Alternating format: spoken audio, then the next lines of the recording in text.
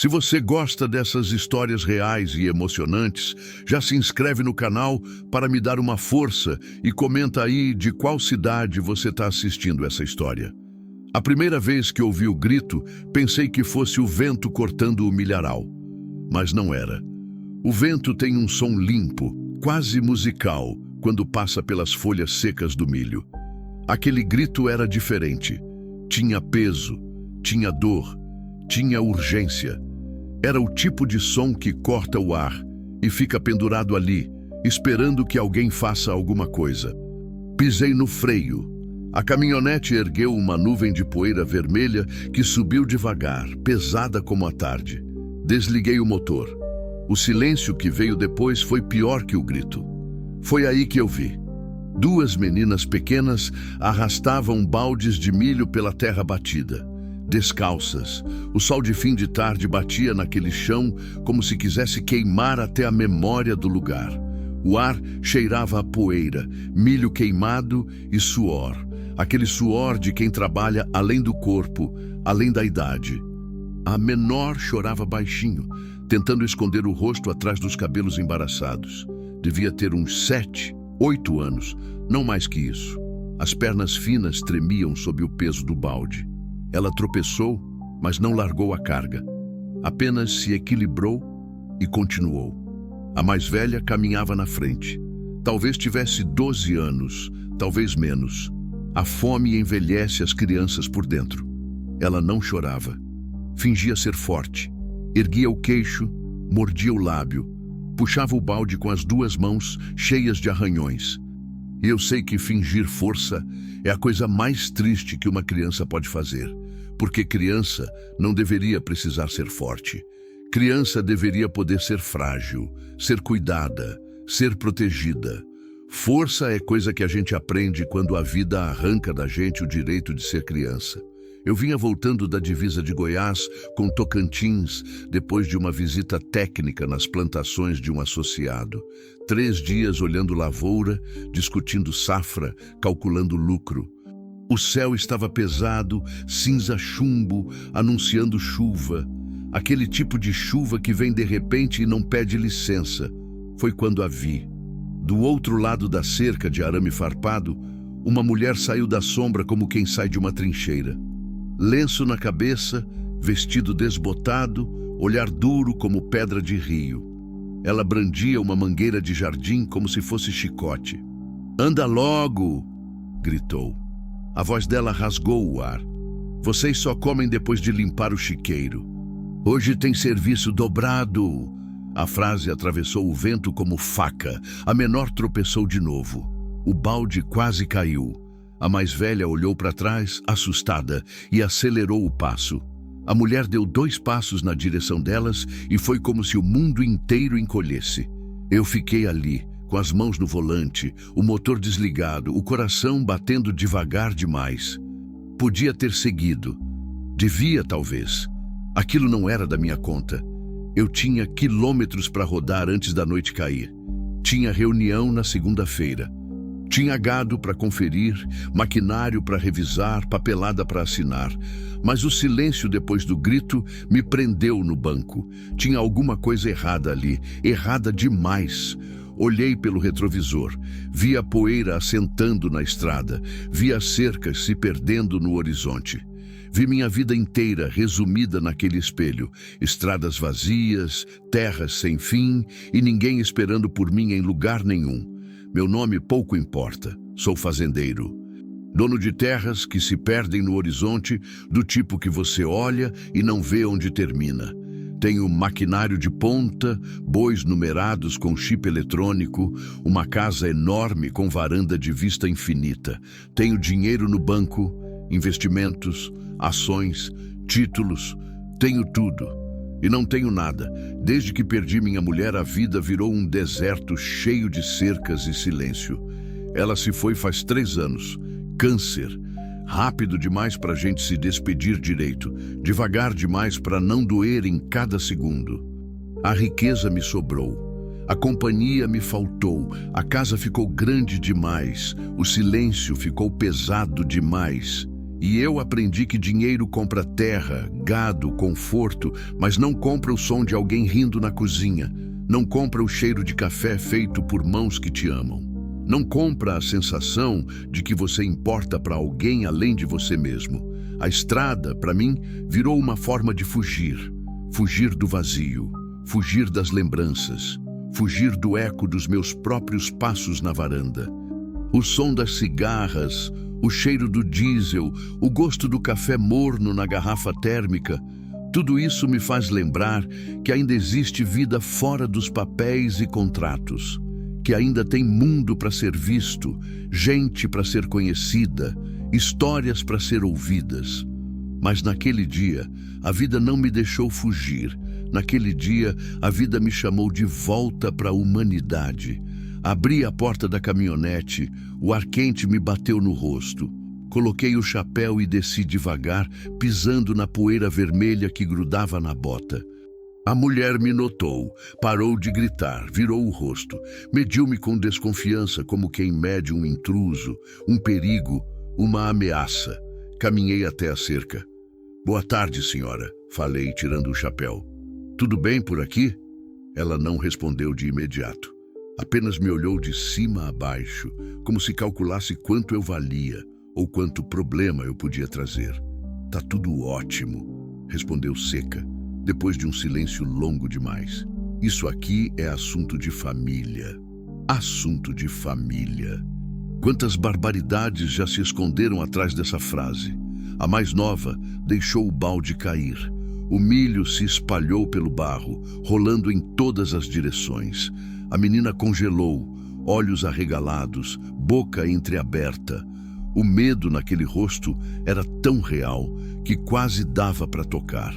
A mais velha se abaixou rápido, desesperada, tentando juntar os grãos com as mãos pequenas e cheias de arranhões. Eu vi as unhas sujas de terra, os dedos tremendo, a pressa de quem sabe que vai pagar caro por aquilo. A dor delas era visível e, pior, era silenciosa. Silêncio de quem já aprendeu que gritar não adianta. Enfiei a mão no bolso e peguei 2 balas de caramelo. Sempre carrego algumas. Lembrança de quem um dia sonhou em ser avô, de quem imaginava uma casa cheia de netos correndo pelo pátio.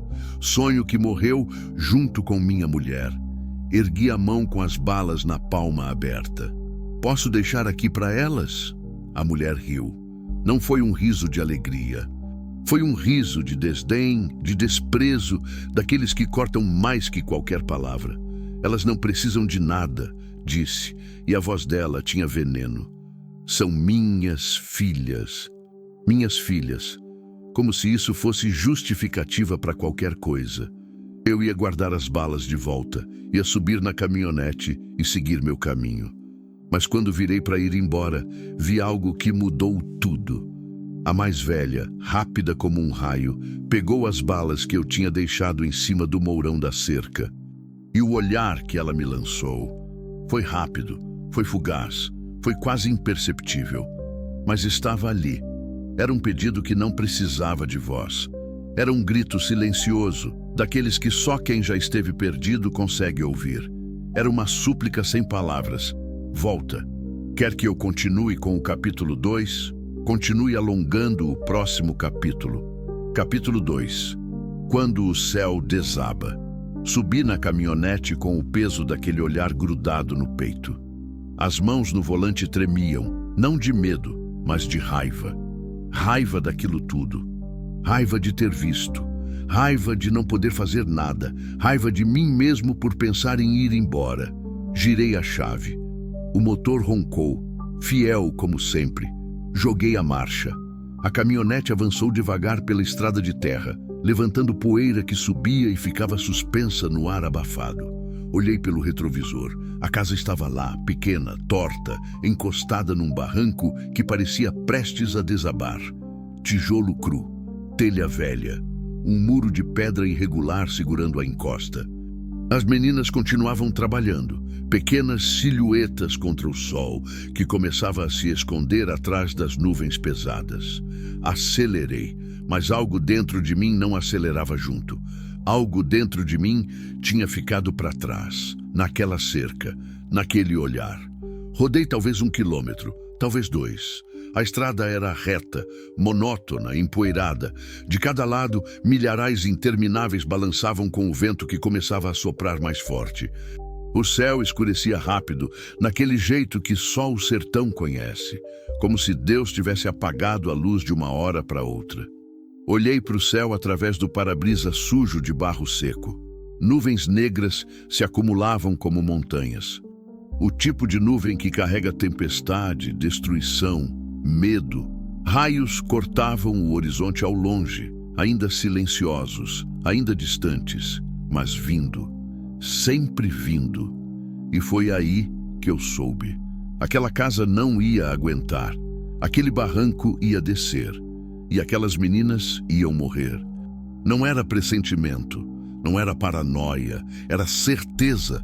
O tipo de certeza que a gente ganha depois de passar a vida inteira olhando para a terra, entendendo o barro, conhecendo a chuva. Eu sabia. Sabia como sei que o sol nasce, como sei que o milho cresce, como sei que a morte vem. Aquele barranco ia ceder. Pisei no freio. A caminhonete patinou na terra, levantando uma cortina vermelha. Fiquei ali parado, no meio da estrada vazia, com o motor ligado e o coração batendo descompassado. Não é da sua conta, falei em voz alta, sozinho na cabine. Você não pode salvar todo mundo. Mas a voz da minha mulher ecoou na memória, clara como se ela estivesse ali do meu lado. A gente não salva todo mundo, amor. Mas a gente salva quem pode. E se pode e não salva, aí não é o mundo que está errado. É a gente. Ela sempre foi melhor que eu. Mais corajosa, mais humana, mais inteira. E eu aprendi, tarde demais, que a gente não perde as pessoas que ama. A gente carrega elas para sempre, na voz que ouve quando precisa fazer a coisa certa. Dei ré. A caminhonete gemeu, reclamou, mas obedeceu. Voltei pela estrada levantando o dobro da poeira, o triplo da velocidade. O vento começava a uivar entre as árvores. As primeiras gotas, grossas, pesadas, quentes, começaram a estourar no para-brisa. 1, 2, 10, 100. E então o céu desabou de repente. A chuva veio com o peso de Deus. Não era chuva, era dilúvio, era castigo. Era o tipo de temporal que arranca folhas das árvores, derruba cercas, enche valas, transforma estradas em rios. A visibilidade caiu para menos de 10 metros. Liguei os faróis, mas era como tentar enxergar através de uma cachoeira. O limpador de para-brisa trabalhava no máximo, e mesmo assim eu mal via a estrada. Acelerei mais. A caminhonete derrapava na lama que se formava rápido demais. As rodas patinavam, buscavam tração, encontravam e perdiam num ciclo desesperado. Eu segurava o volante com força, corrigindo as derrapagens, mantendo o rumo, rezando para não capotar. Quando cheguei perto da casa, joguei os faróis na direção da encosta. E o que eu vi me fez esquecer de respirar. O barranco estava cedendo. A terra descia em línguas escuras de barro, levando pedras, raízes, pedaços do muro. A água descia em cataratas pela encosta, carregando tudo, destruindo tudo. A casa tremia. Eu podia ver a estrutura se mexendo, o tijolo cru se desmanchando, as vigas gemendo. A mulher, Lourdes, como eu ainda ia descobrir, saiu correndo da casa, gritando algo que eu não conseguia ouvir por causa do barulho da chuva e dos trovões. Ela tentava segurar as meninas, puxá-las para dentro, como se dentro fosse mais seguro. Era exatamente o contrário. "Entra rápido!" Ouvi ela gritar para as meninas, desesperada. "Não!" Gritei, saltando da caminhonete, já encharcado antes mesmo de fechar a porta. "Senhora!" Ela virou, me viu, e por um segundo, por um único segundo, a surpresa venceu o medo no rosto dela. "O muro vai cair!" Gritei, apontando para a encosta. "A casa vai desabar!" Um trovão respondeu, tão perto que senti a vibração no peito. A luz do raio iluminou tudo como se fosse dia, e naquela luz eu vi a rachadura no muro. Uma linha negra, grossa, serpenteando pela pedra. O muro não ia aguentar mais um minuto. A mulher hesitou, e hesitação no sertão é a diferença entre a vida e a morte. Corri. O barro subia pelos meus tornozelos, puxava minhas botas, tentava me segurar. Cada passo era uma luta contra a lama, contra a água, contra o próprio chão que parecia querer me engolir. A menor das meninas escorregou, caiu de joelhos na lama, as mãos afundando, a boca abrindo num grito que se perdeu no barulho da tempestade. A mais velha tentou segurá-la, mas era pequena demais, fraca demais, assustada demais. Eu vi o muro gemer. Não é figura de linguagem. Muros gemem antes de cair. É um som grave, profundo, que vem de dentro da pedra. Um aviso que a terra dá antes de desistir de segurar o peso. Dei um salto. Agarrei as duas meninas de uma vez, uma em cada braço, e as puxei contra o meu peito. Eram leves demais, leves de uma forma que não era natural, leves de fome, de privação, de infância roubada. O barro subiu até os meus joelhos, a água me puxava, forte, querendo me derrubar. Eu enterrei as botas no chão, procurando firmeza, procurando algo sólido por baixo de toda aquela lama. Foi quando a tábua me acertou. Veio de algum lugar da encosta, carregada pela enxurrada, e me pegou no ombro esquerdo com a força de um martelo. A dor veio quente, elétrica, irradiando pelo braço. Senti algo estalar. Talvez um músculo, talvez um osso. Não dava para saber e não havia tempo para saber. Segurei firme. As meninas se agarraram a mim como náufragas, unhas cravadas no meu braço, rostos enterrados no meu peito molhado. Senti o coração delas batendo rápido demais contra o meu. Senti o medo delas, o desespero delas, a vida delas nas minhas mãos. Virei para sair dali e foi quando vi a mulher. Ela estava parada na soleira da porta, olhando, apenas olhando. A chuva caía sobre ela, encharcando o vestido desbotado, escorrendo pelo lenço na cabeça. Mas ela não se mexia. Os olhos dela estavam vidrados na casa, e eu entendi. Entendi tudo naquele segundo. A senhora vem também! Gritei, precisando forçar a voz contra o vendaval. A casa vai desabar! Ela olhou para mim, olhou para as filhas nos meus braços, e então olhou de volta para dentro da casa e chorou. Pela primeira vez, ela chorou. Lá dentro está minha mãe! Gritou de volta, a voz rasgada, desesperada. Ela não anda, eu não posso deixar. Minha mãe. Claro, sempre tem alguém, sempre tem mais alguém. O muro gemeu mais alto. Uma pedra se soltou e rolou encosta abaixo, quebrando-se em pedaços. A rachadura se alargou. A água jorrava por ela como o sangue de uma ferida aberta. Não havia tempo. Não havia escolha. Então, vamos buscar ela. Agora! Gritei. Corri com as meninas até a caminhonete, abri a porta de trás e as coloquei lá dentro. Estavam encharcadas, tremendo, agarradas uma na outra como filhotes abandonados. Fiquem aqui, ordenei. Não saiam. A mais velha me olhou. Aqueles olhos castanhos, fundos, velhos demais para a idade que tinha. E pela primeira vez vi algo além do medo neles. Vi esperança. Vou buscar sua avó, falei, mais baixo, só para ela. Vou trazer todo mundo. Prometo. Ela assentiu. Uma vez, firme. Fechei a porta e voltei correndo para casa. Lourdes já estava lá dentro. Eu entrei atrás dela e o mundo mudou. O cheiro me bateu primeiro. Mofo, remédio, urina, abandono, pobreza, doença, desespero.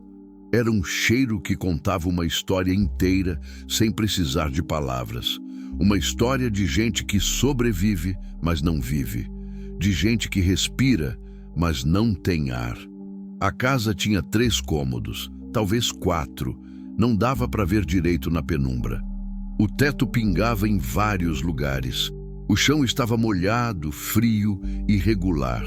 Móveis velhos, quebrados, empilhados. Uma mesa com 3 pernas. Cadeiras sem assento. Uma geladeira antiga, desligada, servindo de armário. No fundo, num colchão no chão, estava a velha. Devia ter 80 anos, talvez 90. magra demais, pele colada no osso, os olhos abertos, mas sem ver. Aqueles olhos esbranquiçados de quem perdeu a visão para catarata. A boca entreaberta, respirando com dificuldade, um chiado fino que vinha do fundo dos pulmões. Mãe! Lourdes se ajoelhou ao lado dela. Mãe, a gente precisa sair. A velha não respondeu. Talvez não entendesse, talvez não conseguisse, talvez já não estivesse mais realmente ali. Não havia tempo para delicadeza. Segura as pernas, ordenei. Lourdes obedeceu sem questionar. Passamos os braços por baixo da velha. Eu pelos ombros, Lourdes pelos joelhos. E a levantamos. Era como carregar um pássaro. Leve demais, frágil demais. Como se fosse se despedaçar nas nossas mãos. Saímos da casa correndo. A chuva continuava inclemente. O barro havia subido. A água corria forte, formando um rio onde antes era quintal. Eu escorreguei, quase caí, me segurei no que pude. Lourdes tropeçou, gritou, mas não largou a mãe. O muro rugiu.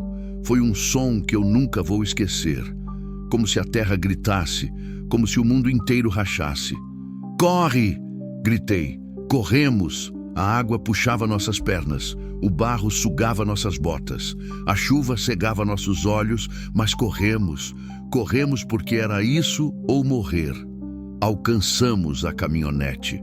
Coloquei a velha no banco da frente, deitada, cuidadosa, rápida. Lourdes entrou atrás, com as meninas, e se apertaram todas no banco de trás, molhadas, sujas, tremendo. Bati a porta, girei a chave. O motor tossiu. Meu coração parou. Não agora. Pelo amor de Deus, não agora. Girei de novo. O motor roncou. Pegou. Vivo. Fiel. Abençoado. Joguei na marcha e acelerei. A caminhonete saiu dali com as rodas girando na lama, buscando tração. Encontrando, perdendo, encontrando de novo. Subi na estrada. Olhei pelo retrovisor e vi o muro cair. Desabou de uma vez. Como um gigante cansado que finalmente se rende. A encosta inteira desceu, levando pedras, terra, árvores. A casa desapareceu sob a avalanche de barro num segundo. Onde antes havia uma construção, agora só havia destruição. Se eu tivesse demorado 10 segundos a mais, estaríamos todos mortos, mas não estávamos. Estávamos vivos, e pela primeira vez naquela estrada, naquela vida, naqueles anos todos de solidão e vazio, eu senti algo que não sentia há muito tempo. Eu senti que minha vida tinha servido para alguma coisa. Eu senti a necessidade. Não, mais que isso. Eu senti o privilégio de cuidar de alguém. E não era fardo, era salvação. A minha. Quer que eu continue com o capítulo 3? Continue capítulo 3, a estrada do silêncio. Rodamos por quase 40 quilômetros sob o temporal. A chuva batia no teto da caminhonete como tambor de guerra. Insistente, violenta, ensurdecedora. Os limpadores de para-brisa trabalhavam no limite, mas mal conseguiam abrir uma fresta de visão através da cortina d'água. Eu dirigia devagar, tenso, as mãos apertadas no volante, os olhos fixos nos poucos metros de estrada que conseguia enxergar. A cada curva, meu coração pulava. A cada poça, as rodas derrapavam. Mas eu seguia, porque parar não era opção, porque voltar não existia mais. No banco de trás, as meninas dormiam, ou fingiam dormir. Nunca saberei ao certo. Estavam encolhidas uma contra a outra, pequenos corpos encharcados e exaustos, abraçadas como se tivessem medo de que, ao soltar, uma das duas desaparecesse. A menor tinha a cabeça apoiada no ombro da mais velha. A mais velha tinha os olhos fechados, mas a respiração irregular de quem ainda está alerta, de quem aprendeu cedo demais que dormir é perigoso. Ao lado delas, Lourdes estava muda. Olhava pela janela embaçada, vendo sem ver, o rosto uma máscara de pedra molhada. As mãos no colo, imóveis. Os ombros caídos, o lenço ainda amarrado na cabeça, pingando água que escorria pelo pescoço e se perdia no vestido encharcado. Não chorava, não falava. Apenas existia ali, naquele silêncio denso que pesa mais que qualquer palavra. No banco da frente, a velha respirava. Era um som fino, frágil, sibilante. Cada inspiração parecia custar um esforço imenso. Cada expiração parecia poder ser a última. Eu olhava para ela de vez em quando, conferindo se o peito ainda subia e descia, se a vida ainda estava ali. Estava. Por um fio, mas estava. O som do motor era o único ruído constante naquele habitáculo de almas molhadas. O diesel trabalhando, fiel, levando a gente para longe da morte, para perto do quê? Eu ainda não sabia. Só sabia que tinha que levar, tinha que tirar, tinha que salvar. Tentei puxar conversa 2 vezes. "A senhora tá bem?" Perguntei, olhando pelo retrovisor. Lourdes não respondeu, nem virou a cabeça. Continuou olhando para a janela, para a chuva, para a escuridão lá fora. Esperei alguns minutos. Tentei de novo. "As meninas estão dormindo. Isso é bom. Precisam descansar." Nada. Nem um movimento. Nenhum suspiro. Nada. Desisti. Aprendi, ao longo dos anos, que tem gente que precisa de silêncio mais do que precisa de palavras. Tem gente que está se segurando por um fio tão fino que qualquer som, qualquer toque, qualquer gentileza pode fazer esse fio arrebentar. E quando arrebenta, a pessoa desmorona. Lourdes estava se segurando. Eu podia ver. Estava ali, toda endurecida, toda fechada, toda trancada por dentro, como se tivesse construído um muro em volta do coração. Não para proteger o coração, mas para proteger o mundo dele. Ou talvez o contrário. Talvez tivesse construído o muro para se proteger do mundo. Então deixei o silêncio fazer seu trabalho. Deixei a estrada falar. Deixei a chuva contar a história que nenhum de nós conseguia contar. Passamos por São Desidério quase meia-noite. A cidade estava vazia, alagada, escura. Algumas luzes de postes tremulavam nas ruas desertas. A água corria pelas sarjetas como rios, levando lixo, galhos, pedaços da cidade que o temporal arrancava. Algumas casas tinham a luz acesa. Famílias acordadas, protegendo o pouco que tinham, torcendo para a chuva passar logo. O abrigo municipal ficava numa área mais alta, perto da igreja matriz. Era um prédio simples, térreo, com paredes caiadas e telhado de fibrocimento. Havia uma placa desbotada na frente. Centro Comunitário Nossa Senhora Aparecida. Abrigo temporário. Parei a caminhonete na frente. A chuva tinha diminuído, mas ainda caía. Agora era uma garoa fria, persistente, melancólica. Desci e abri a porta de trás. As meninas acordaram assustadas, se encolhendo. "Calma." Falei baixo, com a voz mais suave que consegui. "A gente chegou. Aqui é seguro." A mais velha me olhou com aqueles olhos fundos, desconfiados. Olhou para a mãe. Lourdes assentiu. Um movimento pequeno, quase imperceptível, mas foi o suficiente. As meninas saíram devagar, pisando na poça com os pés descalços, tremendo de frio.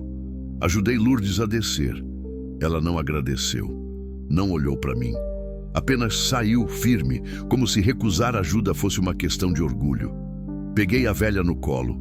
Era tão leve que dava medo. Carreguei ela até a porta do abrigo e Lourdes tocou a campainha. Demorou alguns segundos. Então a porta se abriu e uma mulher apareceu. Devia ter uns 50 anos, cabelo grisalho preso num coque, óculos de grau grosso, avental sobre o vestido simples, rosto cansado, mas olhos gentis. "Meu Deus!" Foi tudo que ela disse quando nos viu. Dona Irene, era esse o nome dela, comandava o abrigo com mão firme e coração mole. Em 10 minutos tinha organizado tudo. As meninas ganharam roupas secas, camisolões grandes demais, mas limpos e quentes. Ganharam pão com manteiga e leite quente. Sentaram numa mesinha de plástico e comeram devagar, com aquela reverência de quem não tem certeza se a comida é real ou se vai desaparecer. A velha foi levada para um dos quartos.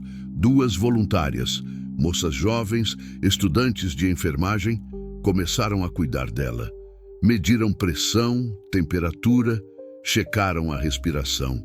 Falaram baixo com delicadeza, tratando aquele corpo frágil como se fosse de cristal. Lourdes ficou na porta do quarto olhando. Não entrou. Não ajudou. Apenas olhou, os braços cruzados, o rosto fechado. Dona Irene se aproximou dela com uma toalha e uma troca de roupa. Vem, filha, vamos te secar e te dar uma roupa limpa. Não precisa, respondeu Lourdes seca. Claro que precisa. Tu tá encharcada, vai pegar uma pneumonia. Eu tô bem. Ninguém tá bem molhado desse jeito. Lourdes a encarou. Os olhos duros, frios, distantes. Eu disse que não precisa. Dona Irene suspirou, mas não insistiu. Conhecia gente orgulhosa. Conhecia gente machucada. Sabia que, às vezes, recusar ajuda é a única forma de controle que alguém ainda tem sobre a própria vida. Ela se virou para mim. E o senhor? Tá bem? Esse ombro tá inchado. Olhei para o meu ombro esquerdo. Nem tinha percebido. Mas ela estava certa. Estava inchado, roxo, latejando. A tábua que me acertou tinha feito um estrago maior do que eu imaginava. Tá tudo bem, menti. Homem teimoso, resmungou ela, mas sorriu. Vou buscar gelo. Fica aí. Ela saiu. E eu fiquei ali no corredor pingando água no chão limpo, sem saber bem o que fazer. Foi quando Lourdes falou. Não olhou para mim. Continuou olhando para dentro do quarto, onde as voluntárias cuidavam da mãe dela. Por que o senhor voltou? A voz era baixa, neutra, mas havia algo por baixo, algo que eu não conseguia identificar. Porque o barranco ia cair, respondi. E daí? E daí que vocês iam morrer? Tanta gente morre todo dia. Por que a gente importa? A pergunta me pegou de surpresa, não pela pergunta em si, mas pelo tom. Não era raiva, não era sarcasmo, era genuína. Ela realmente queria saber. Realmente não entendia por que alguém voltaria para salvar ela e as filhas. E isso, de todas as coisas que eu tinha visto naquele dia, foi a mais triste. Porque vocês são gente, falei, simples assim. Ela riu, um riso curto, seco, sem humor. Gente, repetiu, como se a palavra fosse piada. Gente que ninguém olha. Gente que ninguém lembra. Gente que só serve para trabalhar e morrer. Não é verdade. É sim. Ela finalmente me olhou. Os olhos estavam vermelhos, não de choro, mas de cansaço. O senhor voltou porque é bom, porque tem coração. Mas o mundo não é feito de gente como o senhor. O mundo é feito de gente como eu. E como é a gente como você? Ela voltou a olhar para o quarto. Gente que sobrevive, só isso, sobrevive. Fiquei sem resposta, porque de certa forma ela tinha razão. Sobreviver não é viver. Sobreviver é respirar, é acordar, é aguentar, mas não é sentir, não é sonhar, não é esperar. E pela primeira vez entendi o que eu estava vendo. Não era maldade, era desistência. Dona Irene voltou com uma bolsa de gelo improvisada, um saco plástico cheio de cubos amarrado com elástico. Colocou no meu ombro e a dor aguda deu lugar a um alívio gelado. Fica aí uns 20 minutos, instruiu. Se piorar, tem que ir no posto. Vou ficar bem. É o que todos falam antes de desmaiar, ela retrucou, mas estava sorrindo. Lourdes tinha saído do corredor. Voltei à sala principal e a vi sentada numa cadeira de plástico, longe das filhas, longe de todo mundo. Apenas sentada, olhando para a parede. As meninas tinham terminado de comer e agora estavam num colchonete no chão, cobertas com uma manta. Dormiam de verdade agora, não aquele sono alerta de antes, mas um sono profundo, pesado, de quem finalmente se sente seguro. Dona Irene se aproximou de mim e falou baixo. O senhor conhece elas? Não, vi elas na estrada e trouxe aqui. Não tinha outro lugar. Ela me estudou por um momento, então assentiu.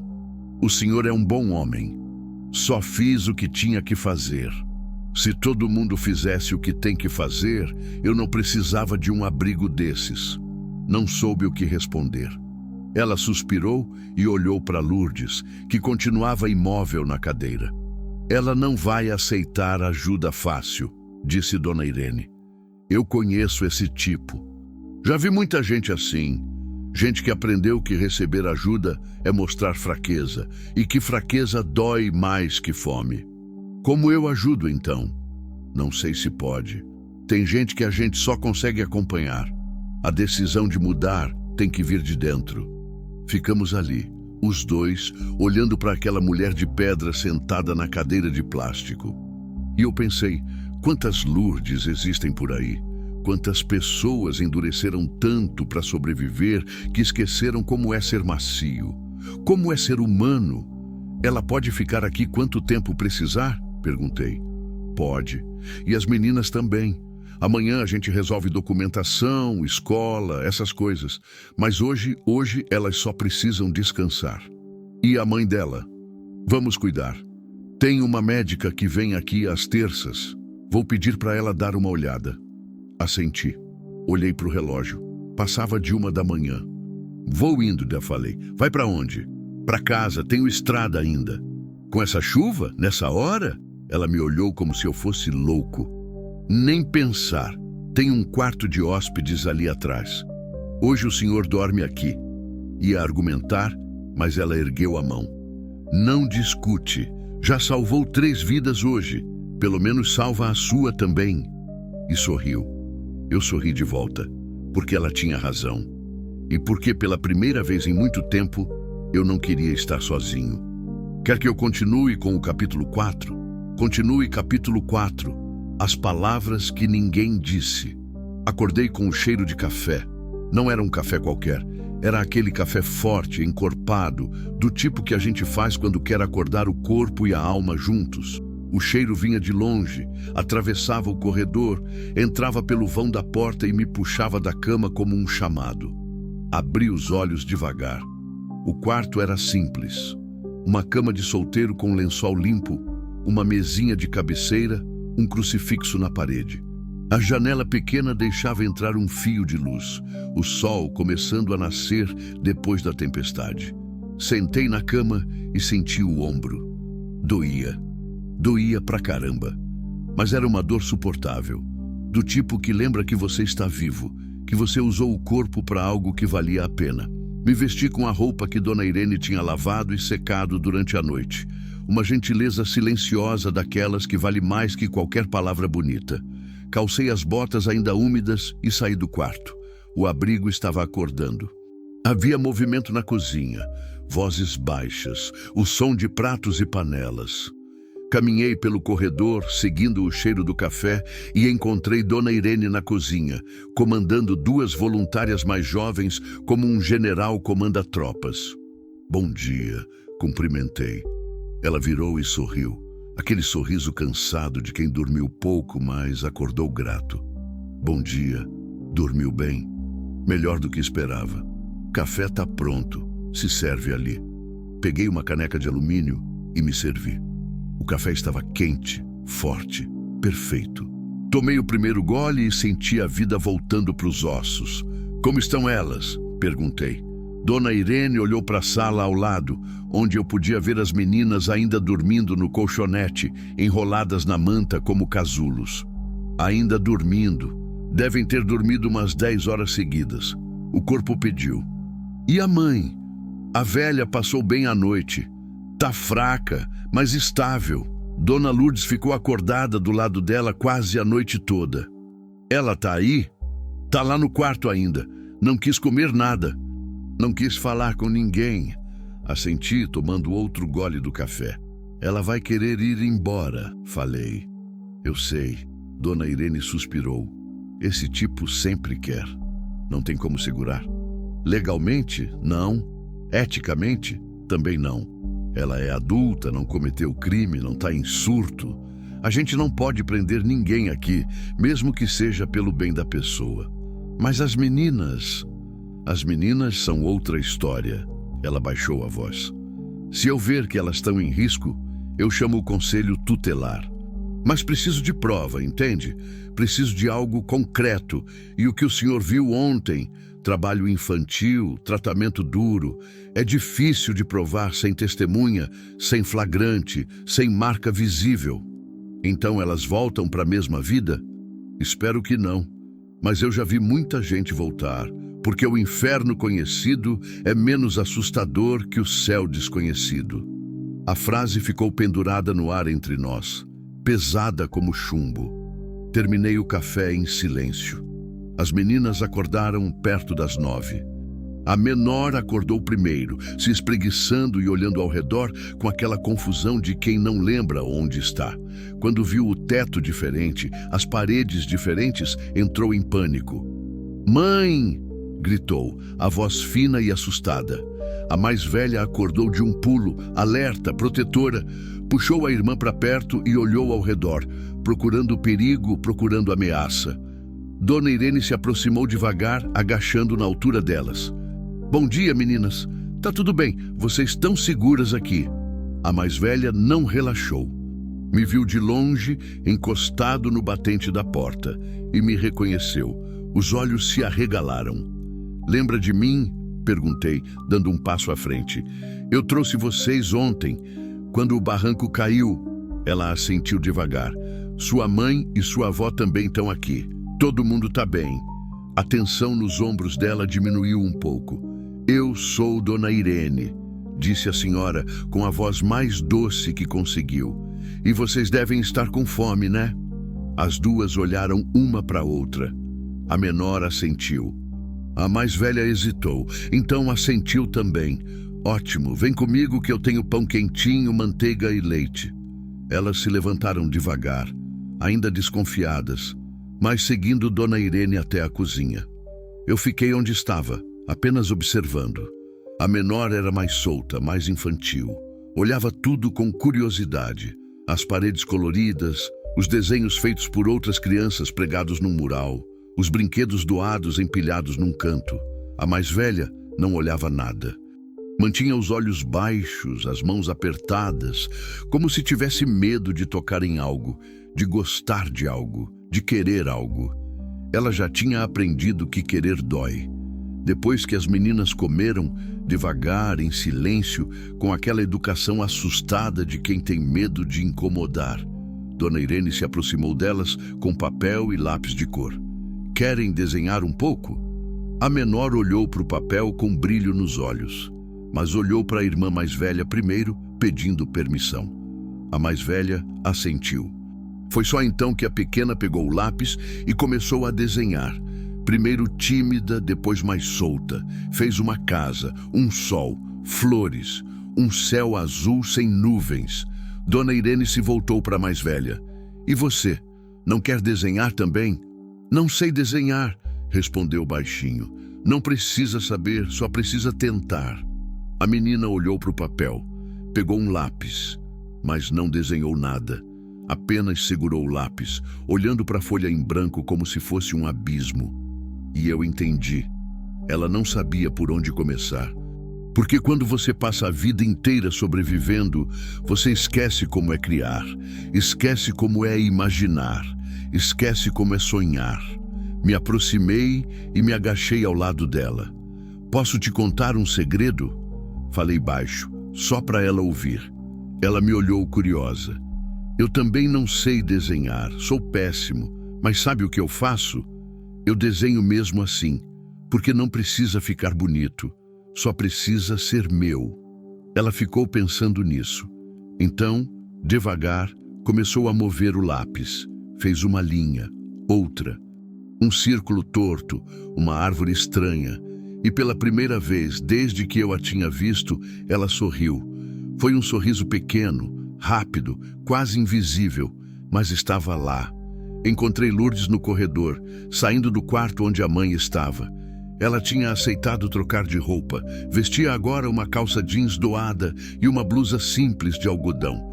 O cabelo estava solto, ainda úmido, caindo pelos ombros.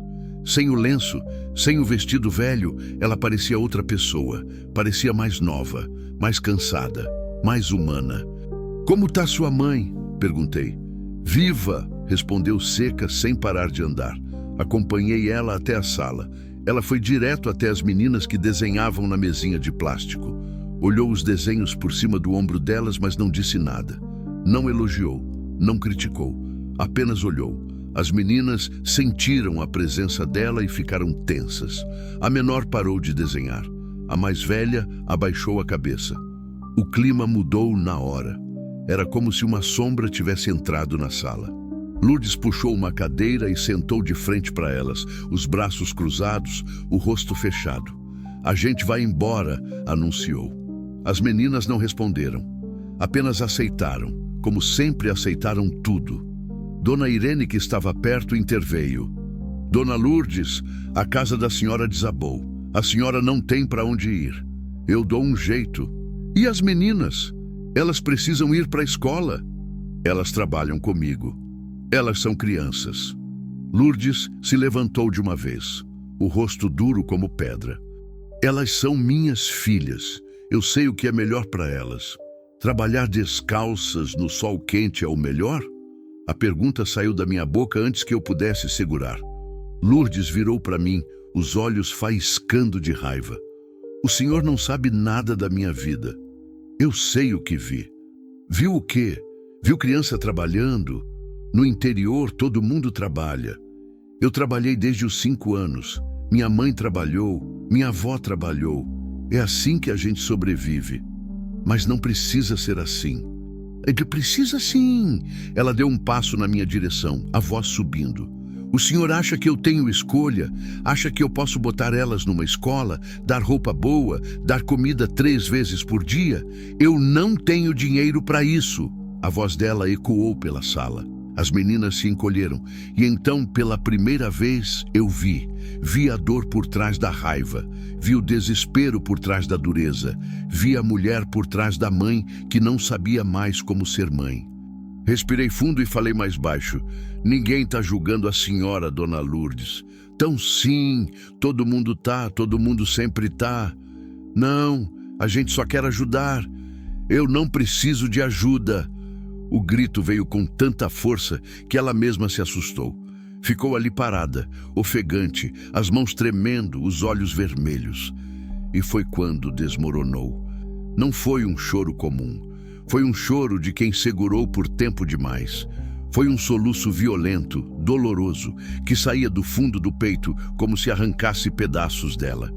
Ela cobriu o rosto com as mãos e chorou.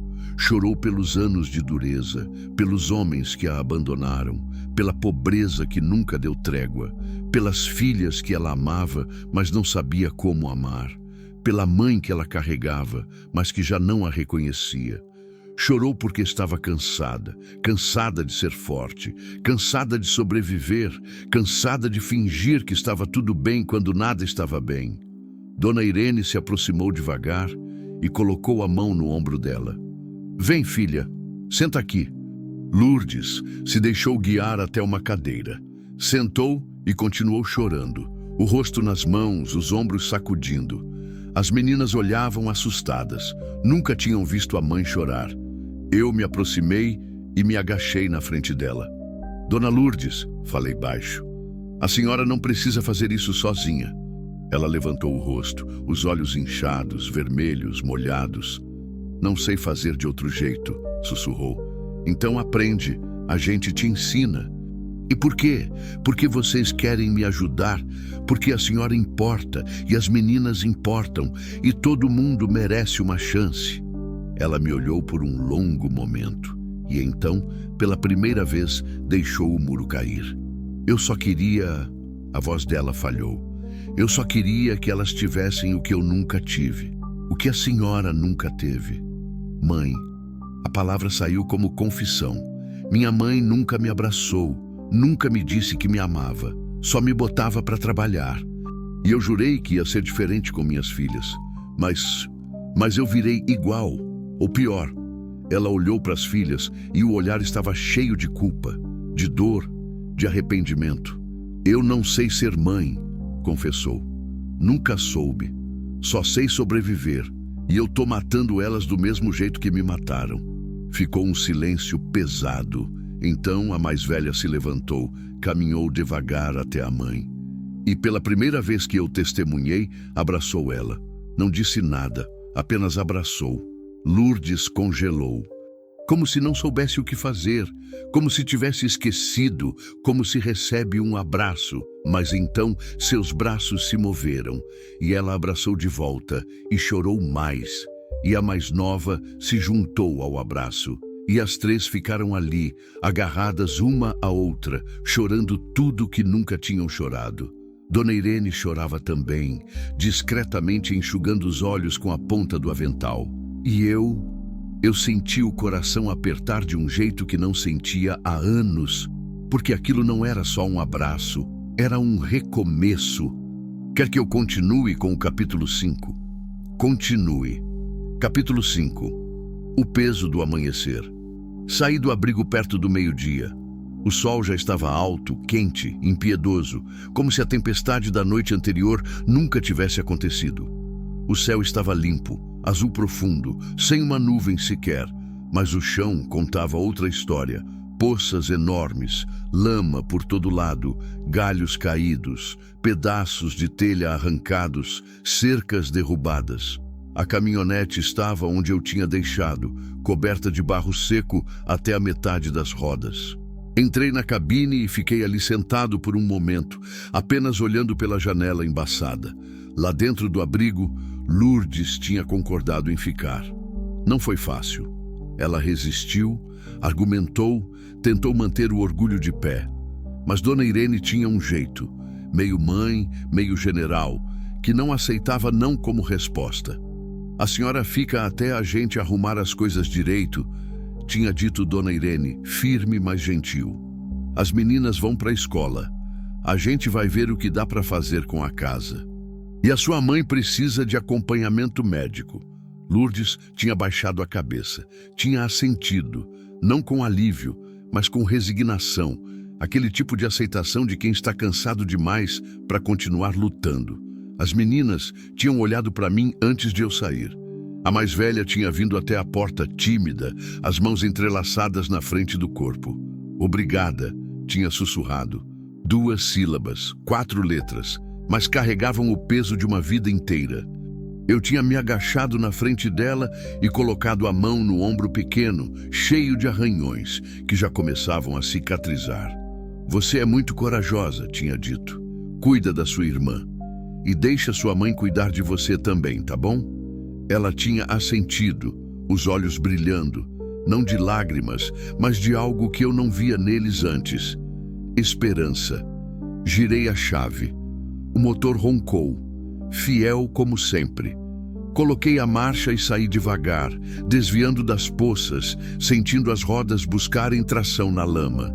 No retrovisor, vi Dona Irene acenando da porta. Acenei de volta e segui. A estrada de volta para a fazenda parecia mais longa do que eu lembrava. Talvez porque eu estava cansado. Talvez porque o ombro doía a cada curva, a cada buraco. Ou talvez porque pela primeira vez em muito tempo eu não estava fugindo de nada. Estava voltando para algo. E isso mudava tudo. Passei pelo lugar onde a casa de Lourdes tinha sido. Ou melhor, onde tinha estado. Parei a caminhonete e desci. O barranco tinha descido completamente.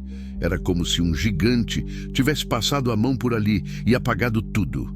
Onde antes havia uma casa, agora só havia barro, pedras, destroços, pedaços de tijolo, uma panela amassada, um pedaço de telha, uma boneca de pano, suja, presa debaixo de uma tábua. Peguei a boneca. Estava encharcada, pesada.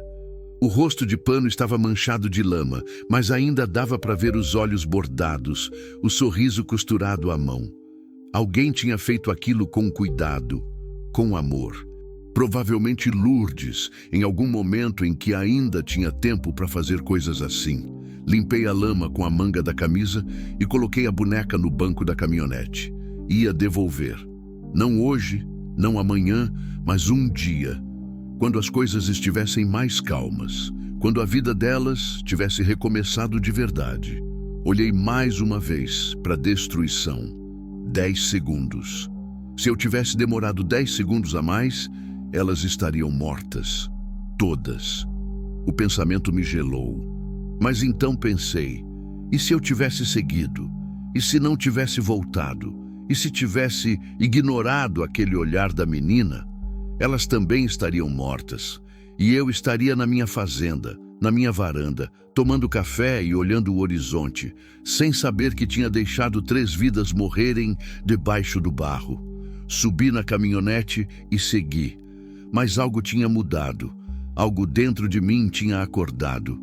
Cheguei na fazenda no fim da tarde. As porteiras estavam abertas. Zé Raimundo, meu caseiro, sempre deixava assim quando sabia que eu estava voltando. A estrada de terra que cortava a propriedade se estendia por quilômetros, ladeada por cercas bem feitas, pastos verdes, gado pastando tranquilo. Tudo no lugar, tudo funcionando, tudo perfeito, mas vazio. A casa principal ficava no alto de uma colina suave. Era grande, bonita, bem cuidada. Varanda ampla com vista para o horizonte infinito, rede de balanço pendurada entre 2 colunas. Cadeiras de madeira envernizada, vasos de planta que Zé Raimundo regava religiosamente. Estacionei a caminhonete e fiquei ali sentado por um momento, apenas olhando. Minha mulher tinha amado essa casa. Ela que tinha escolhido as cores, os móveis, as plantas. Ela que tinha transformado tijolos e cimento em lar. Ela que tinha enchido aquele espaço de risadas, de música, de vida. E quando ela se foi, a vida foi junto. Desci da caminhonete carregando apenas o chapéu e a boneca de pano. Zé Raimundo apareceu na varanda, limpando as mãos num pano de prato. Boa tarde, patrão. Tava preocupado. A tempestade foi brava. Foi, concordei, subindo os degraus devagar. Mas tá tudo bem. Ele olhou para o meu ombro inchado, para as roupas ainda sujas de barro, para a boneca na minha mão. Não perguntou nada.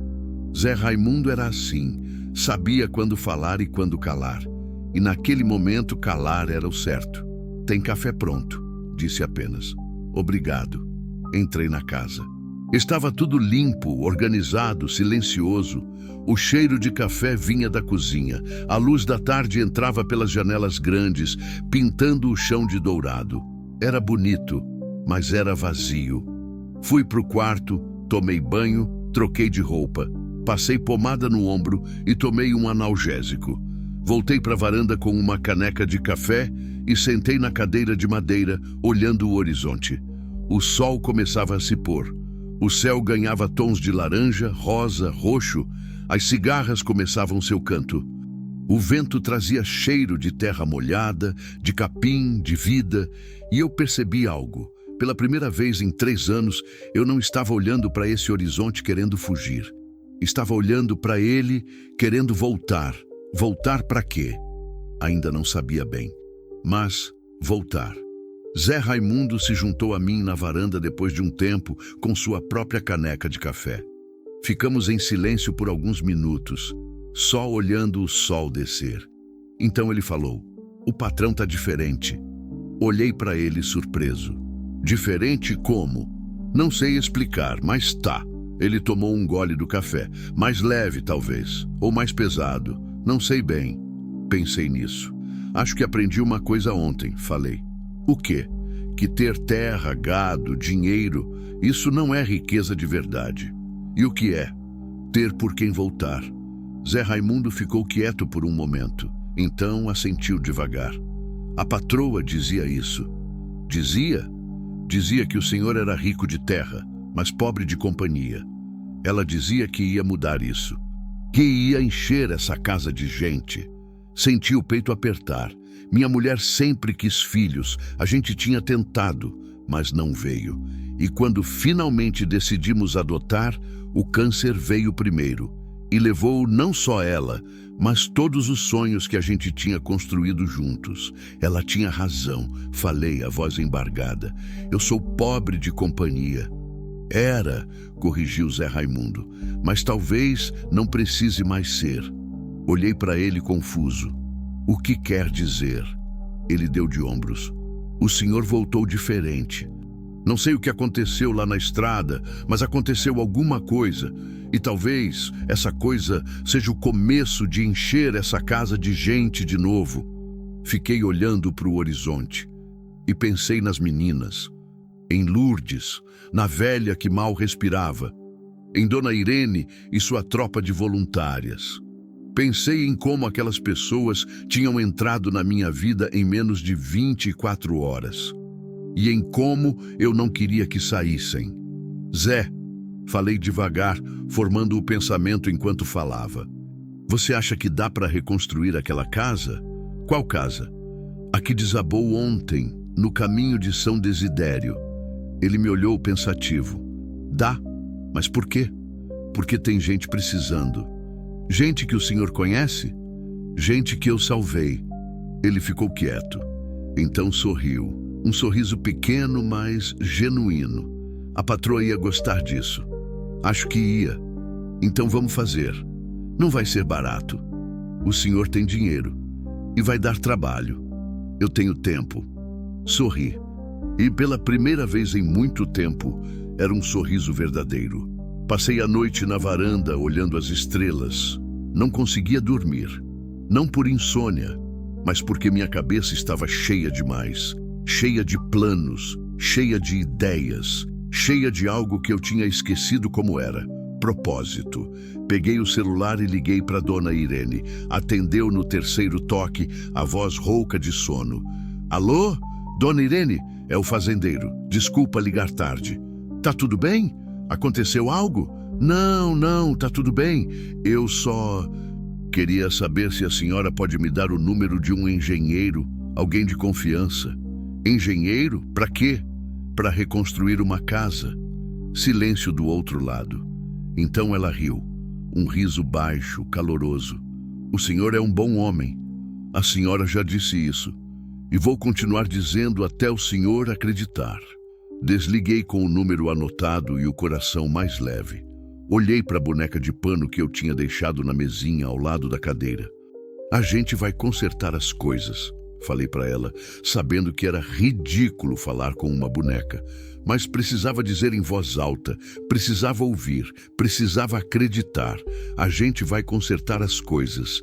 E de alguma forma, eu sabia que ao consertar a vida delas, eu estava consertando a minha também. Quer que eu continue com o capítulo 6, continue capítulo 6. Cercas que se abrem. Voltei ao abrigo todo fim de semana, não porque precisasse, não porque alguém tivesse pedido, mas porque eu queria. Na primeira vez, levei roupas. Zé Raimundo tinha garimpado nas doações que minha mulher costumava guardar. Caixas e caixas de roupas boas, algumas ainda com etiqueta, que ela separava para dar, mas nunca tinha tido tempo de entregar. Roupas de menina, de mulher, de criança, como se ela soubesse que um dia alguém ia precisar. Dona Irene recebeu as caixas com os olhos marejados. Sua esposa era uma mulher de fé, disse, tocando as roupas com reverência. Era, concordei. E tinha mais fé nas pessoas do que eu. Tinha ou tem? Ela me olhou de um jeito que não aceitava mentira. Porque o senhor está aqui e isso conta. As meninas ganharam vestidos, blusas, calças, sandálias. A menor girou no vestido novo como se fosse princesa. A mais velha apenas sorriu. Aquele sorriso pequeno e raro, mas que valia por 1000 palavras.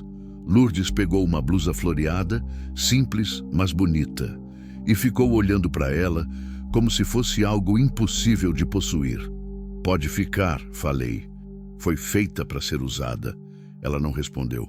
Apenas dobrou a blusa com cuidado, como se fosse tesouro, e a guardou. Na segunda vez, levei material escolar. Cadernos, lápis, borrachas, apontadores, mochilas. O engenheiro, seu Valdomiro, homem sério de palavra firme, tinha dado o orçamento da casa. Não era barato, mas era possível. Ia levar uns 3 meses para ficar pronta. Enquanto isso, as meninas precisavam estudar. A diretora da escola municipal tinha sido compreensiva. Tinha aceitado matricular as meninas mesmo sem toda a documentação. A gente ia correndo atrás dos papéis, mas ela entendeu que educação não podia esperar burocracia. No primeiro dia de aula, as meninas saíram do abrigo de uniforme novo, mochila nas costas, cabelo penteado por Dona Irene. A menor estava animada, pulando de um pé para o outro. A mais velha estava tensa, agarrando a alça da mochila com força, olhando para a rua como se fosse campo de batalha. Vai dar tudo certo, falei, agachando na frente dela. E se eles não gostarem de mim? Impossível, você é incrível. Eu não sei ler direito. Então vai aprender. É para isso que escola existe. Ela mordeu o lábio, os olhos brilhando de medo e esperança misturados. O senhor vai estar aqui quando eu voltar. Vou. Promete? Prometo. E cumpri. Fiquei o dia inteiro. Ajudei Dona Irene a organizar doações, consertei uma porta que estava solta, pintei uma parede que estava descascando. Zé Raimundo tinha razão. Eu precisava encher a vida de gente.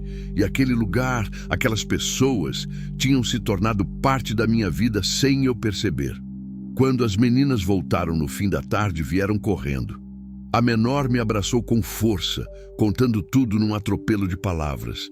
A professora era legal, tinha merenda, tinha parquinho, tinha uma menina que sentou do lado dela e dividiu o lanche. A mais velha foi mais contida, mas sorriu. E me mostrou o caderno com a primeira lição, o nome dela escrito em letras grandes e trêmulas. Maria. Tá bonito, falei, e era verdade. A professora disse que eu escrevo bem, e ela tá certa. Maria.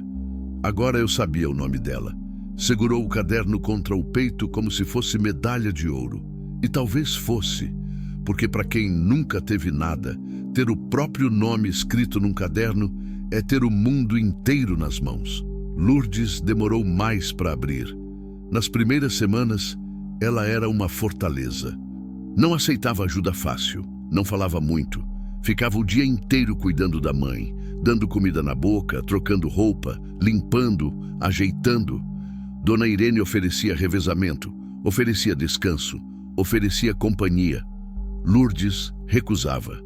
Eu dou conta, dizia sempre.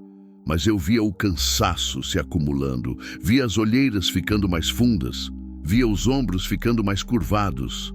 Até que um dia, ela desmoronou. Foi num sábado.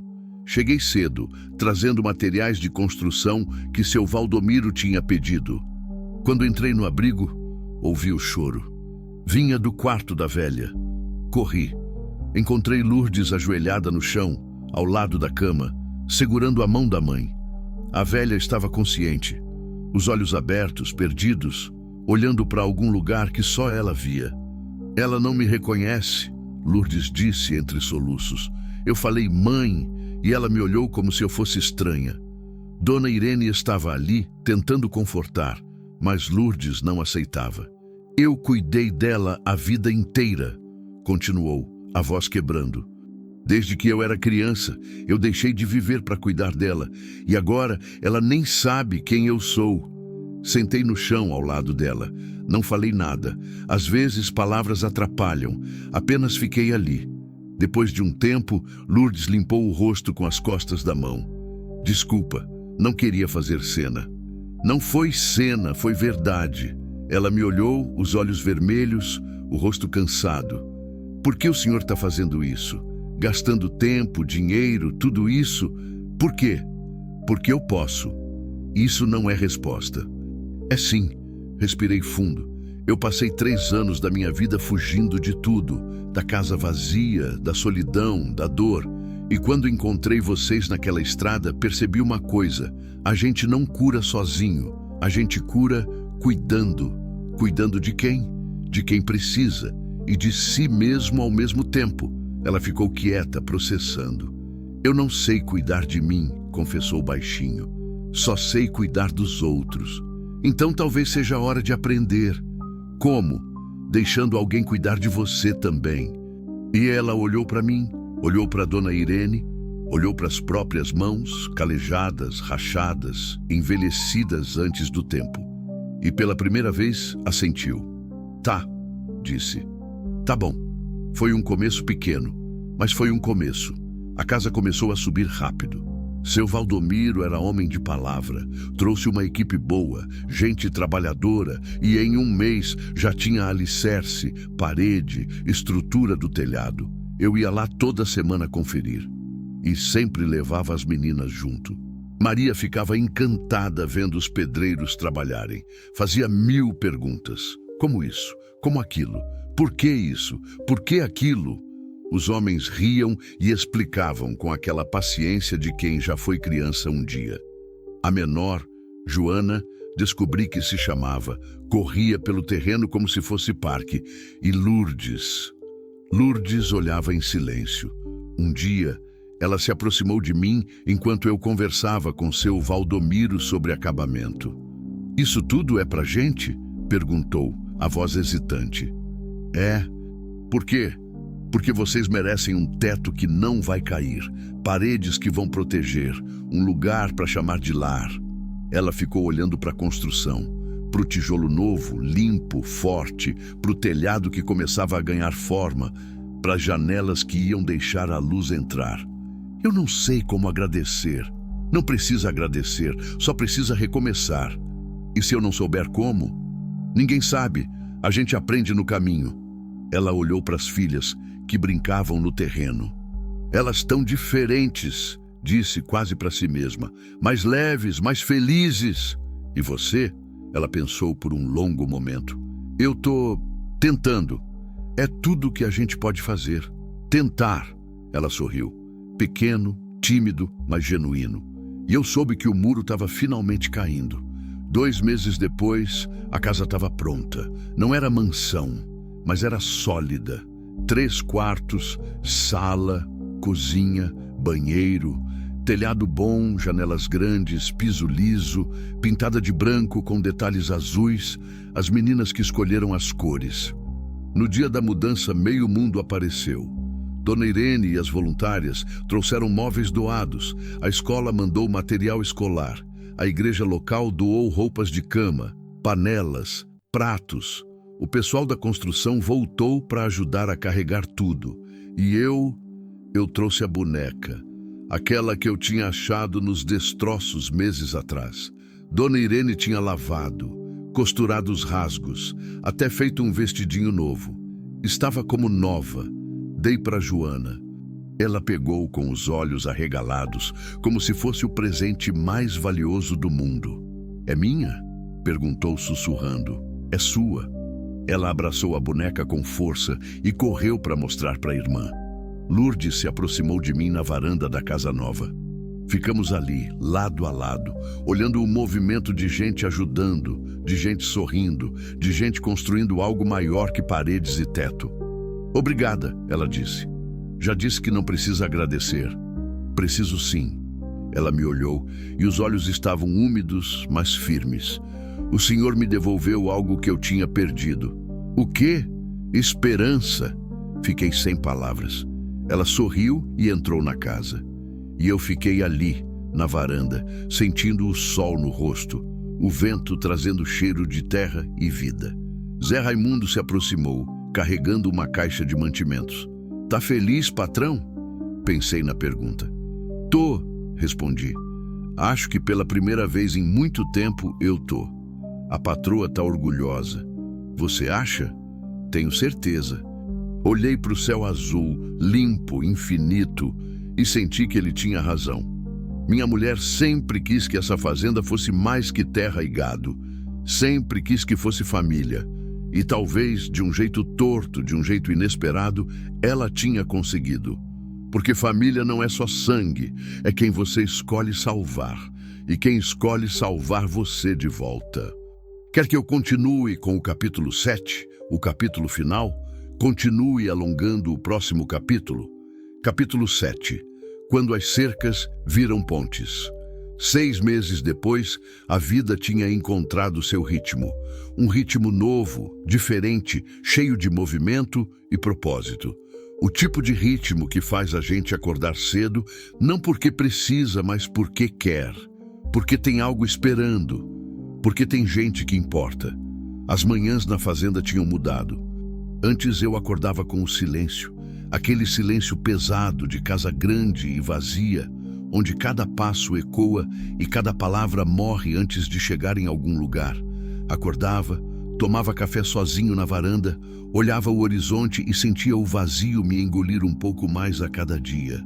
Agora, acordava com vida, com o som do motor da caminhonete de Zé Raimundo chegando cedo, com o cheiro de café forte que ele fazia na cozinha antes de começar o dia, com o latido dos cachorros correndo pelo terreiro, com o mugido do gado ao longe, com o canto dos pássaros que pareciam mais alegres, ou talvez eu é que estava prestando atenção neles pela primeira vez em anos. E às sextas-feiras, acordava sabendo que no sábado ia para São Desidério. Não era obrigação, tinha virado rotina, e rotina boa, dessas que sustentam a gente, que dão estrutura para o caos que é viver. Naquela sexta em particular, acordei diferente, mais leve, mais ansioso, com aquela energia de quem tem algo importante para fazer, algo que importa de verdade, porque era dia da festa. Maria, a mais velha, aquela menina de olhos profundos que tinha me olhado pela primeira vez pedindo ajuda silenciosa, tinha tirado nota 10 em todas as matérias, a primeira do semestre inteiro.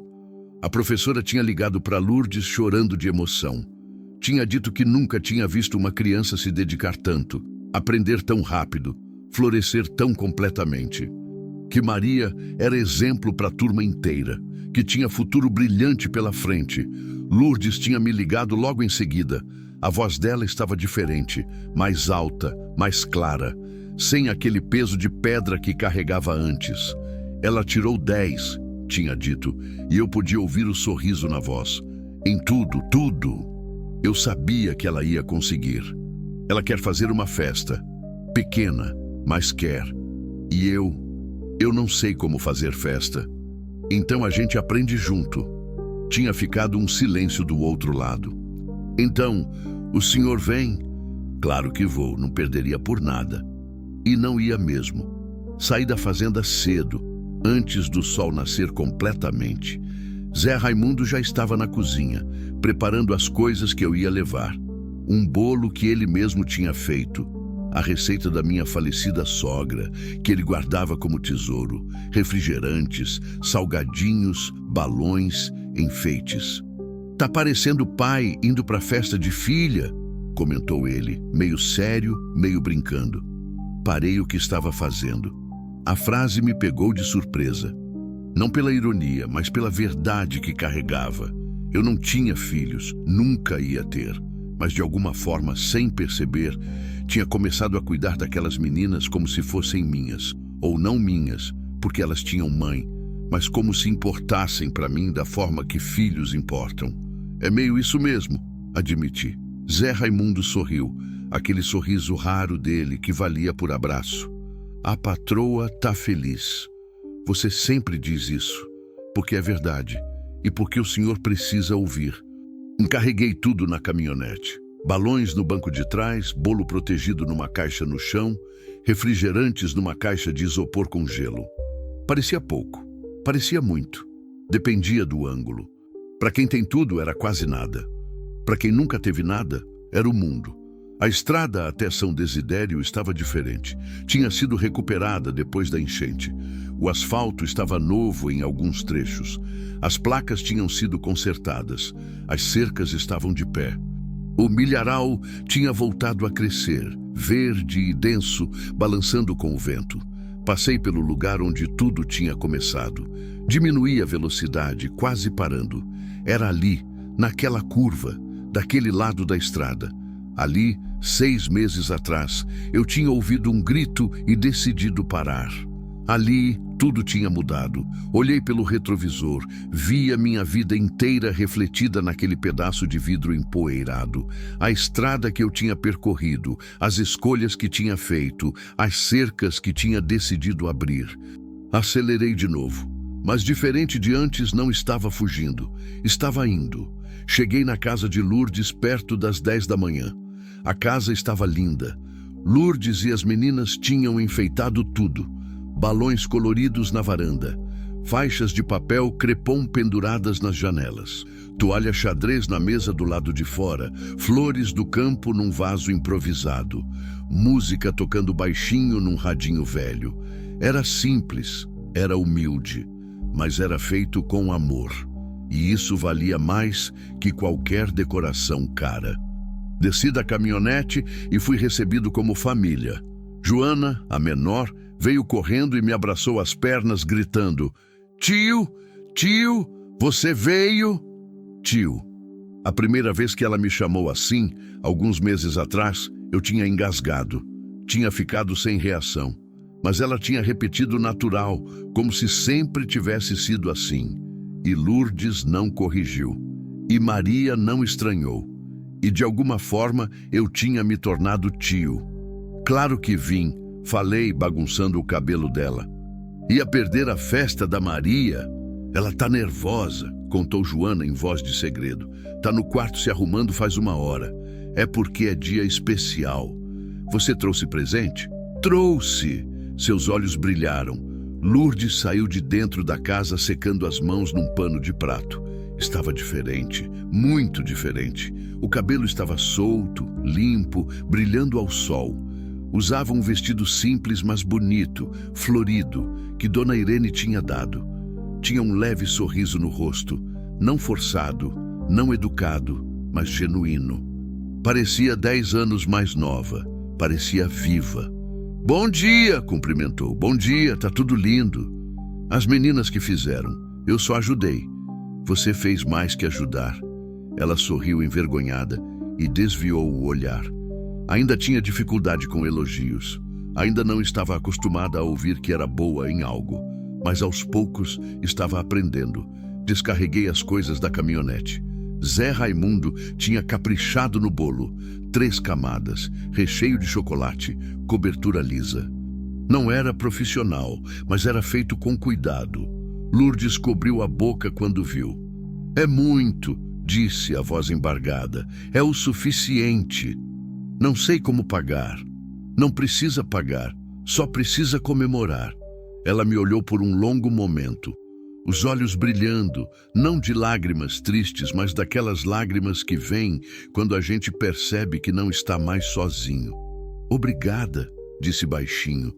E dessa vez eu não disse que não precisava agradecer. Apenas aceitei. Porque gratidão verdadeira merece ser recebida, não recusada. Maria apareceu na porta meia hora depois.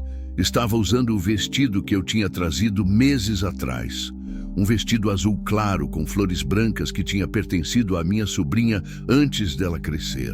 O cabelo estava penteado, preso com um laço. Os pés calçados com sandálias simples, mas limpas. Mas o que mais chamava a atenção era o rosto. Ela estava sorrindo. Não aquele sorriso pequeno e raro que eu tinha visto antes. Mas um sorriso largo, aberto, cheio de dentes e alegria. Um sorriso de criança que finalmente tinha permissão para ser criança. "Tio", disse ela, tímida, mas feliz. "Você veio. Disse que viria." "Eu sei, mas..." Ela olhou para os próprios pés. Às vezes as pessoas dizem que vêm, mas não vêm. Meu coração apertou. Me agachei na frente dela e coloquei a mão no ombro dela. Com cuidado, com delicadeza, do jeito que se toca algo precioso. "Eu sempre vou vir, Maria. Se eu prometer, eu cumpro. Pode acreditar." Ela assentiu, os olhos brilhando. "Eu sei, você é diferente." "Diferente como?" "Você fica." As palavras me atingiram no peito como soco, porque ela estava certa.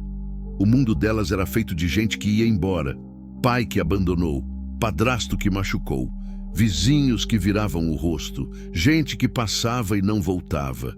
E eu tinha ficado, não porque era herói, não porque era santo, mas porque tinha aprendido que ficar é a forma mais pura de amor. Dona Irene chegou logo depois, trazendo mais gente. 3 voluntárias do abrigo, a professora de Maria, Dona Cláudia, mulher jovem de sorriso fácil e olhar gentil, e 2 amigas que Maria tinha feito na escola. A casa pequena ficou cheia, cheia de gente, de risadas, de barulho bom, o tipo de barulho que uma casa deve ter, o tipo de barulho que transforma paredes em lar, Colocamos o bolo na mesa. Acendemos as velas, 10 velas, uma para cada ano de Maria, porque ela nunca tinha soprado velas de aniversário na vida. Quando cantamos parabéns, Maria chorou. Não de tristeza, de felicidade. Daquela felicidade tão grande que não cabe dentro da gente e precisa sair pelos olhos. Lourdes chorou também, de pé atrás da filha, as mãos nos ombros dela. E eu senti algo que não sentia há muito tempo. Senti que estava no lugar certo, no momento certo, com as pessoas certas. Maria soprou as velas e todo mundo aplaudiu. Ela sorriu, limpou as lágrimas e pediu um pedaço de bolo. Comemos, rimos, conversamos. Dona Cláudia contou histórias engraçadas da escola. As amigas de Maria ensinaram uma brincadeira nova. Joana correu pelo quintal com as outras crianças gritando de alegria. E Lourdes sentou na varanda comigo, longe do movimento, apenas observando. Nunca imaginei que a vida podia ser assim, disse ela, a voz baixa, quase reverente. Como assim? Leve. Simples. Feliz. Ela olhou para as filhas. Elas tão felizes. E você? Ela pensou por um longo momento. Eu estou aprendendo a ser. É um bom começo. É. Ela olhou para mim. O senhor também mudou. Mudei? Mudou. Quando nos conheceu, o senhor tinha um peso nos ombros. Dava para ver. Mas agora... Ela sorriu. Agora o senhor parece mais leve. Olhei para o horizonte. Aquele mesmo horizonte que eu tinha olhado tantas vezes da varanda da fazenda, sentindo o vazio me engolir. Mas agora era diferente. Acho que aprendi uma coisa, falei. O quê? Que a gente não cura sozinho, a gente cura ajudando. Então a gente se curou junto. Acho que sim. Ficamos em silêncio, apenas observando a festa, a vida, a alegria. E eu percebi algo. Aquilo não era caridade, não era pena, não era dó. Era família. Família que a gente escolhe. Família que a gente constrói. Família que não vem de sangue, mas de escolha, de presença, de amor que decide ficar. Quando o sol começou a se pôr, a festa foi terminando. As amigas de Maria foram embora. Dona Irene e as voluntárias ajudaram a limpar tudo. Dona Cláudia se despediu com promessa de voltar. Fiquei até o fim, ajudando a guardar as coisas, a dobrar as toalhas, a jogar fora os balões murchos. Maria se aproximou quando eu estava prestes a ir embora. Tio, disse ela segurando algo atrás das costas. Oi, Maria. Eu fiz uma coisa para você. Ela estendeu a mão. Era um desenho, feito em papel sulfite, com lápis de cor. Mostrava uma casa, a casa dela. E na frente da casa, 5 pessoas. 2 meninas pequenas, uma mulher, uma velha sentada numa cadeira e um homem de chapéu. Embaixo, escrito em letras caprichadas, Minha Família. Fiquei olhando para aquele desenho sem conseguir falar. Porque ali, naquele papel simples, naquelas cores básicas, estava tudo. Estava a cura que eu procurava. Estava o sentido que tinha perdido. Estava a razão pela qual tinha voltado naquela estrada 6 meses atrás. Você gostou? Perguntou Maria, ansiosa. É a coisa mais linda que já ganhei na vida, respondi, e era verdade. Ela sorriu aliviada. Pode pendurar na sua casa? Vou pendurar no lugar mais importante. Onde? No meu coração. Ela riu, achou que era piada, mas não era. Abracei ela, um abraço apertado, daqueles que dizem tudo que palavras não conseguem. E ela abraçou de volta. Saí de São Desidério quando a noite já tinha caído. As estrelas estavam brilhantes no céu limpo. A lua cheia iluminava a estrada. O vento entrava pela janela aberta, trazendo cheiro de capim e terra molhada. Olhei para o desenho no banco do lado. Minha família. Sorri, porque era verdade. Não era a família que eu tinha planejado. Não era a família que eu tinha imaginado. Mas era a família que a vida tinha me dado. E era mais que suficiente. Era tudo. Cheguei na fazenda quase meia-noite. Zé Raimundo tinha deixado a luz da varanda acesa. Ele sempre fazia isso, como se soubesse que eu precisava de uma luz esperando por mim. Entrei na casa, pendurei o chapéu no cabideiro. Coloquei o desenho de Maria na geladeira, preso com um ímã. Fui pro quarto, mas antes passei pela sala. Parei na frente da foto da minha mulher. Aquela foto linda, dela sorrindo, cheia de vida, cheia de luz. Consegui, falei para ela, sabendo que era loucura falar com foto, mas precisava dizer. Consegui encher a casa de gente, do meu jeito, mas consegui. E eu juro que ela sorriu mais. Ou talvez fosse só a luz, ou talvez não. Nos meses seguintes, a rotina continuou. Maria continuou tirando notas boas. Joana continuou correndo e brincando como criança deve fazer. A mãe de Lourdes melhorou um pouco. Nunca ia voltar a ser quem foi, mas estava confortável, cuidada, amada. E Lourdes floresceu. Começou a fazer cursos no centro comunitário. Aprendeu costura. Começou a fazer roupas para vender. Pequenas, simples, mas bem feitas. Começou a ganhar dinheiro próprio. Começou a erguer a cabeça. Começou a sorrir mais. E um dia, meses depois, me ligou. Preciso falar com o senhor. Tá tudo bem? Tá. É só... Preciso falar. Fui no dia seguinte. Ela estava na varanda, esperando. Séria, mas não triste. O que foi? Perguntei. Eu queria dizer uma coisa. Pode dizer. Ela respirou fundo. Eu passei a vida inteira achando que o mundo era ruim, que as pessoas eram ruins, que não dava para confiar em ninguém. Fiquei quieto, deixando ela falar. E aí o senhor apareceu, e ficou, e ajudou, e não pediu nada em troca. Não fiz nada demais. Fez sim. Os olhos dela brilhavam. O Senhor me ensinou que ainda existe gente boa e, mais importante, me ensinou que eu posso ser gente boa também. Senti um nó na garganta. Você sempre foi gente boa, Lourdes. Só estava machucada. Mas agora tô sarando. Ela sorriu.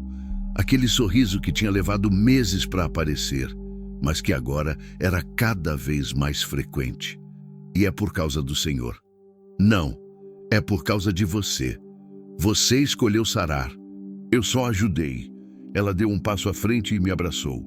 Foi rápido, awkward, mas sincero. E quando se afastou, tinha lágrimas nos olhos. Obrigada por não ter ido embora, disse. Obrigada por ter deixado eu ficar. Epílogo. Hoje, quando olho para minha vida, vejo como tudo mudou. A fazenda continua sendo grande, continua tendo terras que se perdem no horizonte, continua tendo gado e maquinário, mas não é mais vazia, é cheia, cheia de visitas, cheia de risadas, cheia de gente que importa. Maria quer ser professora, estuda com dedicação, sonha alto, acredita que pode, e eu acredito também. Joana quer ser veterinária, adora os animais da fazenda, cuida dos cachorros, alimenta os bezerros, tem coração grande demais para caber no peito pequeno. Lourdes abriu uma pequena oficina de costura. Não é grande coisa, mas é dela. É fruto do trabalho dela, da dedicação dela, da força que ela descobriu que sempre teve. A mãe dela faleceu 3 meses atrás. Foi tranquilo, sem dor, dormindo. Lourdes chorou, mas também sorriu. Ela está livre agora, disse, e estava certa. Quanto a mim, eu aprendi que a vida não é sobre ter tudo, é sobre ter o suficiente. E o suficiente não é medido em hectares, em dinheiro, em bens. É medido em abraços, em sorrisos, em gente que fica, em gente que importa, em gente que transforma cerca em ponte. Eu aprendi que amor verdadeiro nem sempre vem de quem a gente procura. Às vezes, vem de quem a gente salva e que acaba salvando a gente de volta. Porque Deus não manda anjos com asas, manda gente cansada, de chapéu na cabeça e coração disposto, manda gente que escolhe parar quando todo mundo segue, manda gente que escolhe ficar quando todo mundo vai embora, manda gente que escolhe abrir cercas quando o mundo constrói muros. E você já ajudou alguém sem saber que estava se salvando também? Já parou quando podia ter seguido? Já ficou quando podia ter ido embora? Já abriu uma cerca que separava você da humanidade? Se não, talvez seja a hora. Porque a vida é feita de escolhas, e a melhor escolha que a gente pode fazer é escolher ficar. Fim. Na varanda da fazenda, o desenho de Maria ainda está pendurado na geladeira. As cores já estão desbotadas pelo tempo, mas o significado continua intacto. Minha família, diz a legenda, e é verdade, toda palavra.